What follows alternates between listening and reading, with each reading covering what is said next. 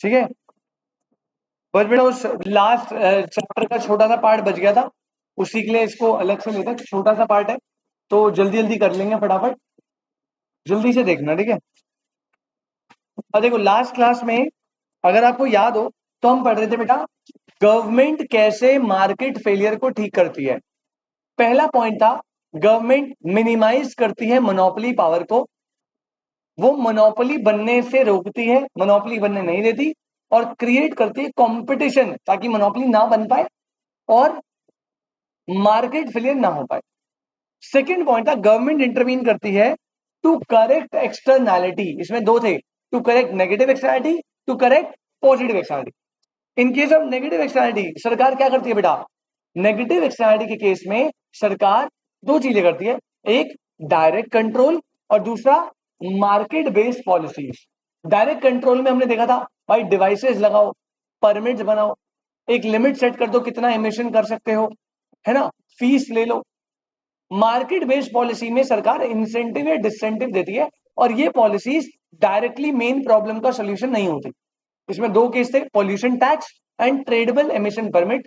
Pollution tax में AC Pigou ने दिया था, पिगोवियन टैक्स बोला था, और एसी पिगो ने बोला था कि भाई आप कुछ भी कर लो कोई फायदा नहीं, आपको टैक्स ही लगाना पड़ेगा, और इसमें हम जो ज्यादा पॉल्यूशन करता है उसमें ज्यादा टैक्स लगाते हैं, कम पॉल्यूशन में कम टैक्स लगाते हैं। ट्रेडेबल एमिशन परमिट जिसे कैप एंड ट्रेड सिस्टम बोलते हैं, इसमें एक लाइसेंस एक परमिट इशू होती है गवर्नमेंट के द्वारा जो बताता है कि आप मैक्सिमम कितना पॉल्यूशन एमिशन कर सकते हो, ठीक है। ये परमिट डायरेक्टली गवर्नमेंट के कंट्रोल में होते हैं, तो उसके अकॉर्डिंगली उसे ज्यादा इशू करने कम इशू करने वो देख सकती है, प्राइस भी गवर्नमेंट डिसाइड कर सकती है। इसके बाद आज जो हमने पढ़ा था बेटा वो था government intervention to correct positive externality. बहुत सिंपल है भाई, पॉजिटिव एक्सटर्नैलिटी के केस में जो कंज्यूमर है उन्हें सब्सिडीज दो ताकि वो पॉजिटिव एक्सटर्नैलिटी वाले गुड्स ज्यादा कंज्यूम करें, और सेकंड जो प्रोड्यूसर है उन्हें भी सब्सिडीज दो ताकि वो पॉजिटिव एक्सटर्नैलिटी वाले गुड्स ज्यादा प्रोड्यूस करें। तो ये दो केस हमने यहाँ पे बढ़ाए थे। फिर आए थे मेरिट गुड और डीमेरिट गुड। भाई बहुत ही सिंपल, मेरिट गुड वो होते हैं जो डिजायरेबल होते हैं, वेलफेयर के लिए अच्छे होते हैं। मेरिट गुड्स के केस में एजुकेशन हेल्थ केयर सरकार चार चीजें करती है। सरकार रेगुलेशन लगा सकती है, डायरेक्ट गवर्नमेंट प्रोविजन कर सकते हैं, खुद ही प्रोवाइड कर दे या प्रोवाइड करे at a cheaper prices, subsidies provide कर सकती है, कॉम्बिनेशन ला सकती है, इनमें से कुछ भी कर सकते हैं to promote merit goods.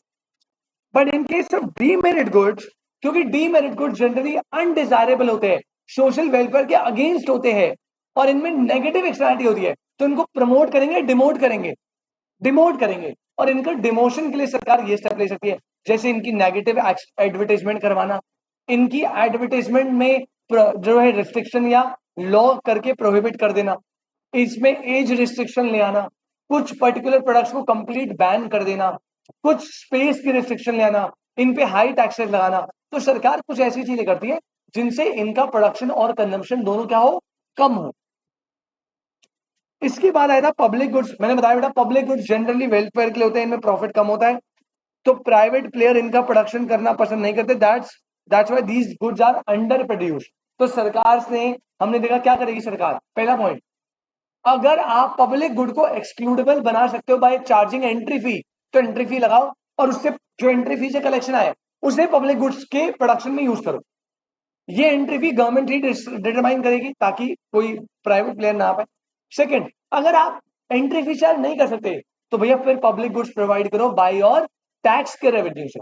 Third, कई बार कुछ पब्लिक गुड जो गुड्स है वो NGO and voluntary distribution donation की फॉर्म में आते हैं। कुछ प्राइवेट फर्म्स है अपने सेल्फ इंटरेस्ट के लिए भी वो पब्लिक गुड प्रोवाइड करती है फ्री में। इसके अलावा कुछ ऐसे इंपॉर्टेंट पब्लिक गुड्स जैसे डिफेंस, लीगल सिस्टम, ये हमेशा गवर्नमेंट ही प्रोवाइड करेगी फ्री में। और लास्ट, सर्टेन गुड जो पब्लिकली बनते हैं बट प्राइवेट भी बन सकते हैं, लेकिन हम उन्हें पब्लिकली ही रखते हैं क्योंकि वो नेसेसिटीज हो सकते हैं, तो हम प्राइवेट को नहीं देते। ये सब डिस्कशन हमने कर लिया था। अब बेटा लास्ट टॉपिक बचता है, दो टॉपिक बच गए आपके। अब पब्लिक गुड खत्म हो गया, अब आप कहते मार्केट फेलियर होने का लास्ट रीजन क्या था, इनकम्प्लीट इंफॉर्मेशन। लास्ट पॉइंट क्या था, पहला था मोनोपोली पावर, उसे मिनिमाइज कर दिया। सेकंड था एक्सेलरिटी, पॉजिटिव नेगेटिव दोनों बढ़ा दिए। फिर थर्ड था पब्लिक गुड्स, उनका अंडरवर्शन, उसमें मैंने मेरिट गुड पढ़ाया, डीमेरिट, पब्लिक गुड सब पढ़ा दिया। लास्ट था इनकम्प्लीट इन्फॉर्मेशन। अब हम देखेंगे इनकम्प्लीट इन्फॉर्मेशन का क्या करना है, लेकिन उससे पहले बीच में एक टॉपिक आता है, और ये टॉपिक आपने बचपन में पढ़ा है बेटा। टॉपिक का नाम है प्राइस इंटरवेंशंस। टॉपिक का नाम क्या बेटा? Price interventions. अब प्राइस इंटरवेंशंस क्या होता है सुनो। कई बार सरकार कुछ ऐसे गुड्स के केस में जो इंपॉर्टेंट गुड्स है इन्वॉल्व और इंटरवीन करती है प्राइस इंटरवेंशन। प्राइस इंटरवेंशन में दो तरीके आते हैं, एक होता है प्राइस सीलिंग और एक होता है प्राइस फ्लोरिंग। अब आपने बेटा बहुत अच्छे से पढ़ा है, मैं क्या बताऊं इसमें आपको, आपने बचपन में पढ़ा है, डिमांड सप्लाई आपने मेरे साथ पढ़ा है। दिव्यम बेटा ध्यान से सुनियो बेटा, तूने थोड़ा सा ये पहले नहीं पढ़ा होगा, तू थोड़ा फोकस रखियो इसमें। अब देखो, गवर्नमेंट प्राइस में इंटरवीन करती है तो प्राइस इंटरवेंशन कितने टाइप का होता है? दो, या तो गवर्नमेंट प्राइस सीलिंग करती है या प्राइस फ्लोरिंग। अब सुनो, सीलिंग मतलब होता है छत, छत मतलब मैक्सिमम। प्राइस सीलिंग होता है जब सरकार किसी कमोडिटी की मैक्सिमम लिमिट बताती है। जैसे बेटा मान लीजिए मैं बात कर रहा हूं मेडिसिन की। किसकी बात कर रहा हूं? मेडिसिन की, पैरासिटामोल। अब मेडिसिन एक तरीके का विकास भाई नेसेसरी गुड है, हर एक कंज्यूमर को मेडिसिन की रिक्वायरमेंट है जब भी तबीयत खराब होगी। अब जो मेडिसिन बनाने वाली कंपनी वो इसका फायदा उठाए और वो कहे जी देखो, एक पैरासिटामोल का जो पत्ता है ना, वो तो जी हम 500 रुपए का चार्ज करेंगे, हम बना रहे जी, हमारी मर्जी। गवर्नमेंट को पता है कि यार प्राइवेट प्लेयर ना प्राइजेस जनरली हाई रख सकते हैं, तो गवर्नमेंट इन्वॉल्व होती है और प्राइस इंटरवेंशन करती है, यानी प्राइस सीलिंग करती है। मतलब गवर्नमेंट मेडिसिन के लिए मैक्सिमम प्राइस कितना चार्ज होना चाहिए वो सेट कर देती है, उस प्राइस से ज्यादा कोई भी चार्ज नहीं कर सकता। प्राइस सीलिंग में पहला पॉइंट, प्राइस सीलिंग में सरकार कौन सी लिमिट बताती है? मैक्सिमम या मिनिमम? Maximum limit. दूसरा पॉइंट, प्राइस सीलिंग हमेशा नेसेसरी गुड के केस में होती है। किसके केस में? नेसेसरी गुड के केस में होगी। और होती कैसे देखो बेटा, आपको याद है प्राइस कैसे डिटरमाइन होता है? हाँ जी सर। सर ये आपका डिमांड कर्व, ये आपका सप्लाई कर्व, जहां पे दोनों इंटरसेक्ट हुए, याद है इसे बोलते थे मार्केट इक्विलिब्रियम। क्या बोलते थे? Market equilibrium. Individual demand supply की बात कर रहा हूं मैं। जिस लेवल पे ये आता था इसे बोलते थे इक्विलिब्रियम प्राइस। मान लो एक पैरासिटामोल का प्राइस 100 रुपए आ गया। अब सरकार को लग रहा है ये प्राइस तो बहुत ज्यादा है, ये प्राइस अगर ये रहा तो गरीब आदमी अफोर्ड नहीं कर पाएगा, तो वो प्राइस को क्या करेगी? सील करेगी। अब आयुष मुझे एक बात बता, जो प्राइस सीलिंग है वो इस प्राइस पर होगी, इससे ऊपर या इससे नीचे? इससे नीचे। यार ये प्राइस ज्यादा है ना, अगर उसे प्राइस सीलिंग इसी पे करना होता तो छोड़ दे, करना क्यों है? ये प्राइस सरकार को ज्यादा लग रहा है, तभी याद रखना प्राइस सीलिंग हमेशा इक्विलिब्रियम प्राइस के बिलो होती है। कहां होती है? इक्विलिब्रियम प्राइस के बिलो। यहां पे सरकार ने ये कर दिया प्राइस सील, मतलब आरती इससे प्राइस कितना भी राइज हो सकता है लेकिन इसके ऊपर प्राइस राइज नहीं हो सकता। लेट्स अज्यूम एक पैरासिटामोल 30 रुपए, अब ये 30 रुपए प्राइस सील हो गया। तो पहला पॉइंट याद रखना, प्राइस सीलिंग में क्या लिमिट बताते हैं? Maximum limit. ये कौन से गुड में होता है? नेसेसरी गुड में। और इसमें ये इक्विलिब्रियम प्राइस के कहां होता है? Below. But on the other hand there is also another concept which calls price flooring, ठीक इसका उल्टा। अब जैसे आपने कई बार देखा होगा कि बेटा फार्मर्स जो है ना, फार्मर्स वो बड़ी मेहनत से अपना वीट उगाते हैं, लेकिन जब वो उसे मार्केट में सेल करने जाते हैं तो जो बिचौली होते हैं इंटरमीडिएरी, वो उन्हें अच्छा प्राइजेस नहीं देते। जैसे मान लो मैं एक फार्मर हूं, मैंने वीट उगाया, मेरी कॉस्ट आई 10 रुपए, जब मैं बेचने के, आप सारे सेलर हो, अब आप सबने कार्टल बना लिया और कार्टल में आप पता है क्या कर रहे हो? आपने बोला रोहित सर बेचने आएंगे ना, वो सारे बंदे ना 8 रुपए प्राइस बोलना, 8 रुपए। अब मैं आरती के पास गया 8 रुपए, राशि के पास गया 8 रुपए, आयुष के पास 8 रुपए, जब तुम सब मिलकर 8 रुपए हो रहे हो, अब मुझे लगा यार मेरा सामान बिकेगा ही नहीं, तो मुझे लॉस इनकर करते हुए कितने में बेचना पड़ेगा? 8 में। और फिर फार्मर कर्जे में हो जाता है, वो सुसाइड कर लेता है, प्रॉब्लम हो जाती है। द पॉइंट इज, ऐसी प्रॉब्लम ना हो द पॉइंट इज ऐसी प्रॉब्लम ना हो, इसीलिए बेटा अपन लोग करते हैं प्राइस फ्लोर। सरकार आती, सरकार कहती भैया मार्केट में कितना सेल चल रहा है। अभी कह मेरी जो कॉस्ट आ रही है, सर मेरी कॉस्ट आ रही है 10 रुपए, मार्केट वाले मुझसे मांग रहे हैं 8 रुपए में देंगे। सरकार कहती छोड़ इसे, एक काम कर मेरे पास आ जा, मैं फ्लोर कर रही हूं प्राइस को, और फ्लोर्ड प्राइस है 13 रुपए। आरती मतलब 13 रुपए या उससे ज्यादा आपको कोई बाहर दे रहा है तो ले लो, कोई दिक्कत नहीं, उससे कम कोई देगा नहीं। अच्छा मान लो उससे कम दे रहा है तो छोड़ो, आप मुझे बेच देना, मैं खरीद लूंगी आपसे 13 रुपए। This is the concept of price flooring. और जो सर ये सुना ना मिनिमम सपोर्ट प्राइस, एमएसपी, जिसके पीछे पूरा फार्मर्स का ये पंगा हुआ था अभी, तो ये होता है प्राइस फ्लोरिंग। ठीक है, मिनिमम सपोर्ट प्राइस। अब पहली बात, प्राइस फ्लोरिंग में कौन सी लिमिट देते हैं प्राइस की, मैक्सिमम या मिनिमम? मिनिमम। इसमें मिनिमम बता दे, कम से कम इतना मिलना चाहिए, इससे कम नहीं। सेकंड, ये सिर्फ और सिर्फ एग्रीकल्चरल प्रोडक्ट्स में होता है। किस में होता है? अब देखो, आपने एक प्राइस में निकाला, जैसे ये रहा डिमांड, ये रहा सप्लाई, और इकोनॉमी का इक्विलिब्रियम, मार्केट का इक्विलिब्रियम निकला ई पे, और ये प्राइस जो है वो कितना आया 8 रुपए, ये इक्विलिब्रियम प्राइस है। अब फार्मर गया रोते रोते सरकार के पास कि भाई हमारी कॉस्ट लग रही है 10, लेकिन आप चार्ज कर रहे हो 8, ये तो यार गड़बड़ है। तो बेटा इससे जो प्राइस फ्लोर होगा वो ऊपर होगा या नीचे? ऊपर। ये तो कम है ना, और कम थोड़ी करेंगे। तो याद रखना, प्राइस फ्लोर हमेशा अबव द इक्विलिब्रियम होता है। कहां होता है? Above the equilibrium. तो ये आपका प्राइस फ्लोर 10 रुपए या 13 रुपए था ना, 13 रुपए, मतलब इससे कम आप कर सकते हो, लेकिन इससे कम नहीं कर सकते। समझ आई बात? प्राइस इंटरवेंशन समझ आया? चलो, तो सरकार ये भी एक काम करती है, प्राइस इंटरवेंशन। अब देखो जल्दी से रीड कर लेते हैं। Price controls are put in place by government to influence outcomes of a market.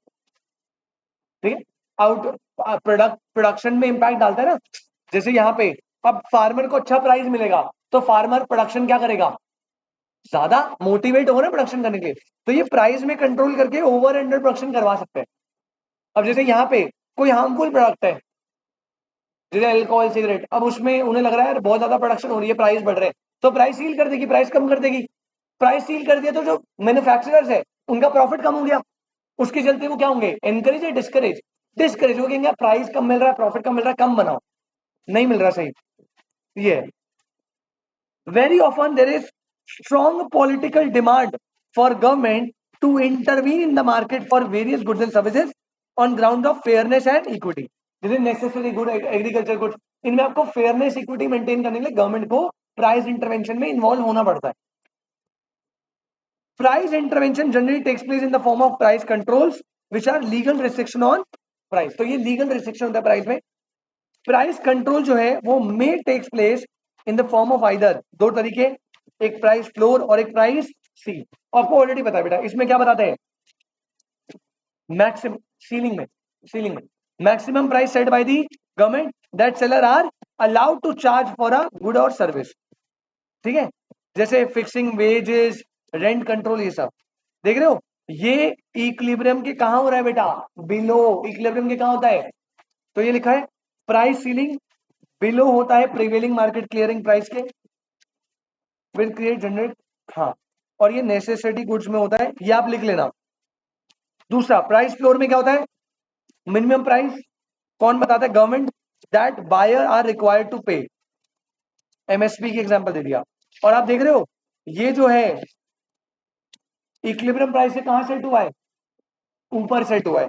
तो this is set above the market clearing price. ये बात आप याद रखो। पहले बताओ ये समझ आया? ठीक है, मेन आप ऐसे भी बना सकते हो, नोट ऐसे करना है। ठीक है, क्लियर है, कोई दिक्कत? अब आ जाओ लास्ट पॉइंट। अब हमारा लास्ट पॉइंट आ गया बेटा, छोटू सा पॉइंट है, खत्म चैप्टर। मार्केट फेलियर होने का चौथा कॉज क्या था, इंफॉर्मेशन इनएडिक्वेट इंफॉर्मेशन, इनकम्प्लीट या इंफॉर्मेशन फेलियर, कि लोगों को पता नहीं है एसिमेट्रिक इंफॉर्मेशन है, एडवर्स सिलेक्शन होता है, उससे मोरल हैजार्ड होता है ना, पढ़ाया था। तो लास्ट पॉइंट है, गवर्नमेंट क्या करेगी, करेक्ट कर देगी इंफॉर्मेशन फेलियर को। भाई लोगों को इंफॉर्मेशन नहीं है तभी मार्केट फेलियर हो रहा है ना, तो सरकार क्या दे देगी, इंफॉर्मेशन दे देगी। सर कैसे दे देगी? पहला, सरकार जो है मैंडेटरी कर देगी accurate labelling and content disclosure by producer. बेटा जैसे आजकल हर प्रोडक्ट में आपने पीछे देखा है, बिल्कुल एक एक चीज कंटेंट लिखी होनी चाहिए, लेबलिंग ब्रांडिंग प्रॉपर इंफॉर्मेशन देनी है कि क्या प्रोडक्ट है, कितना क्या डला है, शुगर कितना है, क्या कितना है। तो बेसिकली इनकम्प्लीट इन्फॉर्मेशन है, तो सरकार ने मैंडेट कर दिया कि आपको एक्यूरेट लेबलिंग और कंटेंट डिस्क्लोजर देना पड़ेगा, ताकि बायर को उस प्रोडक्ट की क्या हो जाए, कंप्लीट इन्फॉर्मेशन हो जाए, तो ठीक हो जाएगी problem. Second, sir government price increase करके देन डिमांड कम हो जाएगी, अंडर प्रोडक्शन करवा सकती है। प्राइस इंक्रीज करके बेटा डिमांड कम नहीं होगी ना, पॉइंट यही तो है, तुम यही तो नहीं समझ पा रहे। अब जैसे ये बोल रहे हैं सर एग्रीकल्चर के केस में उन्होंने प्राइस बढ़ा दिया, अब तो ऐसे तो डिमांड कम होगी, अंडर प्रोडक्शन होगी, नहीं होगी अंडर प्रोडक्शन। प्राइस बढ़ने से डिमांड कम होगी नहीं, क्योंकि माना बाहर वाले नहीं खरीद ले, सरकार ने क्या बोला, अगर कोई नहीं खरीदेगा तो कौन खरीदेगा, मतलब सरकार डिमांड क्रिएट करने दे रही है ना। सरकार को पता है भाई अगर उनका माल मान लो 13 पे सेट हो गया और मान लो लोगों ने खरीदा नहीं, बिका ही नहीं, तो उनका तो लॉस होगा। तो सरकार बोलती है कि आप इसे बनाइए, 13 रुपए पे बेचिए, जितना बिक गया ठीक, जो नहीं बिका उसकी डिमांड मैं करूंगी ना। अब सरकार उसका क्या करती है, बफर स्टॉक में डालती है। राशन में देना होता है ना, तो राशन में सरकार देती है फ्री में, ऐसे तो चलती है इकोनॉमी। तो बेटा वो ऐसे अंडर प्रोडक्शन नहीं होने देगी सरकार। अच्छा बैक टू द टॉपिक। हाँ जी, पहला मैंडेट कर दो accurate labelling and contact disclosure. दूसरा मैंडेटरी कर दो डिस्क्लोजर ऑफ इंफॉर्मेशन। जैसे जैसे वो कह रहा है जितनी भी इंफॉर्मेशन है ना डिस्क्लोज करनी पड़ेगी। जैसे बेटा सेबी ने आईपीओ ऑफ न्यू स्टॉक के लिए बोला है प्रोस्पेक्टस इशू करना। पता है आपको प्रोस्पेक्टस क्या होता है, पढ़ाया है सर ने आपको, इनविटेशन टू ऑफर। उसमें एग्जांपल दिया होगा, प्रोस्पेक्टस होता है। तो बेसिकली जब भी कोई कंपनी अपना शेयर इशू करती है पहली बार, तो अब मुझे नहीं पता ना कंपनी क्या करती है, कंपनी इस पैसे का क्या करेगी, कितना प्रॉफिट है कितना लॉस है। तो कंपनी को कंपलसरी है, रूल है, ये लॉ में लिखा है, आप पढ़ोगे कंपनीज एक्ट इंटर में चैप्टर 3 आता है इसमें, इनकॉर्पोरेशन, उसमें प्रोस्पेक्टस पढ़ाएंगे आपको। तो कंपनी को एक डिटेल्ड डॉक्यूमेंट होता है 200-300 पन्नों का, वो बना के इशू करना होता है पब्लिक को। उसमें लिखा होता है कि कंपनी क्या कर रही है, आपसे कितना पैसा लेगी, कितना पैसा कहाँ जाएगा, कितना कहाँ जाएगा, कंपनी के फ्यूचर गोल्स क्या है, मैनेजमेंट क्या है, क्या कंपनी कोई फ्रॉड में तो इन्वॉल्व नहीं है। पूरा कंपनी को कंप्लीट डिस्क्लोजर देना पड़ता है प्रोस्पेक्टस में, और ये रूल सेबी ने बनाया। तो बेसिकली वो कंप्लीट इन्फॉर्मेशन दिलवा रहे हैं ना। तो पहला गुड्स एंड सर्विसेज होती है उसमें एक्यूरेट लेबलिंग कंटेंट डिस्क्लोजर दो। दूसरा मैंडेटरी कर दो डिस्क्लोजर ऑफ इंफॉर्मेशन, इंफॉर्मेशन बतानी है सारी। सेबी वाला एग्जांपल याद रखना। Public dissemination of information to improve knowledge. बेटा पब्लिकली इंफॉर्मेशन प्रोवाइड करो। जैसे कोविड के टाइम पे आपने देखा ना, पब्लिकली गाड़ियां ई रिक्शा चलते थे, उनमें एक ऑडियो लगा होता था कि अपने घर से ना निकले, मास्क पहन के रखे, हाथों को बार बार वॉश करते रहे। तो पब्लिकली आप प्रोवाइड करो इन्फॉर्मेशन, ताकि इंप्रूव हो नॉलेज लोगों की, लोगों सुनेंगे तभी तो पता लगेगा ना, ये चीज है। और लास्ट, रेगुलेट कर सकते हो आप advertisements, setting advertisement standards to make advertising more responsible and informative। जैसे भाई आपने देखा होगा ना, मेरा नाम मुकेश है, इस शहर को हुआ क्या, कहीं आगे कहीं धुआं धुआं, मैं हाँ मेरी मेरी माँ का 2 चूड़ी बेच दिया, देखे ना ऐसे ऐड। मैं वो इनकी बात कर रहा, मूवीज में आता हूँ तो एडवर्टाइजमेंट को इम्पैक्टफुल बनाओ, लोगों की स्टोरी बताओ, ये सिगरेट पीने से क्या हुआ है, तो इन्फॉर्मेशन मिलेगी तो वो जागेंगे, मुकेश मुकेश क्या होते हैं, नुक्कड़ नाटक। हाँ मतलब पॉइंट ये कि इन्फॉर्मेशन प्रोवाइड करो, दैट्स इट, 4 पॉइंट है बस, खत्म। क्या, हाँ इरादा कर लिया, अलग अलग। हाँ गाड़ी वाला आया घर से कचरा निकाल, तुम सारे अपने भाई बहनों को लेके चले जाते हो बाहर, चलो चलो, पहले बताओ ये क्लियर हुआ, ठीक है। चलो बेटा इसी के साथ आपका चैप्टर खत्म होता है। हाँ एक चीज और बोलिए, ये पता नहीं क्यों टॉपिक लास्ट में दिया हुआ है आपकी बुक में, दिया है तो बता दो, वैसे मैंने ऑलरेडी बता दिया है। ये बात करता है इक्विटेबल डिस्ट्रीब्यूशन की। अबे क्या बोल रहे रे, क्या मैंने आपको नहीं पढ़ाया रीडिस्ट्रीब्यूशन फंक्शन, पढ़ाया ना रीडिस्ट्रीब्यूशन फंक्शन। तो जब ये टॉपिक लिखोगे ना, तो टॉपिक नोट करते ब्रैकेट में साथ में लिख लेना।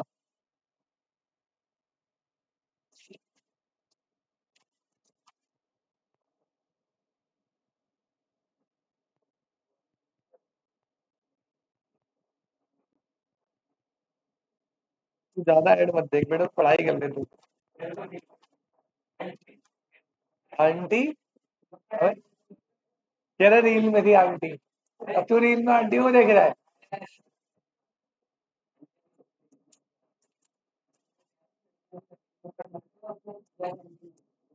बूढ़ी आंटी को देख रहा है।